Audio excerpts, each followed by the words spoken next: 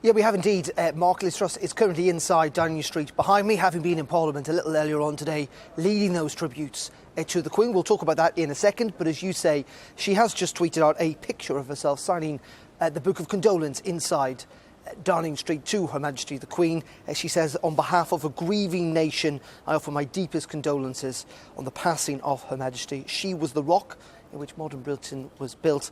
The thoughts of this government and this nation are with His Majesty the King and his family. Now, as I said a little earlier on today, Liz Truss again reiterated those words about how the Queen was the rock on which modern Britain was built when she led those tributes in Parliament after a minute's silence.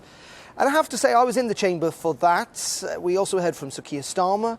We heard from Boris Johnson, who of course only stood down as Prime Minister earlier on this week. Theresa May, Harriet Harman, among others. In fact, those tributes are still continuing, Mark, and they will do so until later on tonight. And again, resume in a very unusual setting and sitting of Parliament tomorrow. And you know, many of the condolences were heartfelt. They were very personal. Lots of these politicians, particularly the senior ones, have spent quite a lot of time with the Queen, particularly the former Prime Ministers, having an audience with the Queen every single week during their premiership. And frankly, some of the speeches were really quite funny as well, quite heartwarming in many regards, particularly Boris Johnson and Theresa May told really quite nice and, as I say, heartwarming anecdotes about their time with Her Majesty the Queen.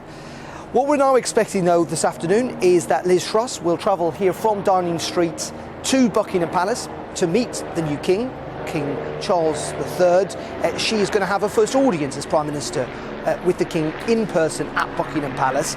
We're expecting that actually any time soon. We're told by Downing Street it's going to be mid-afternoon. We're essentially in mid-afternoon.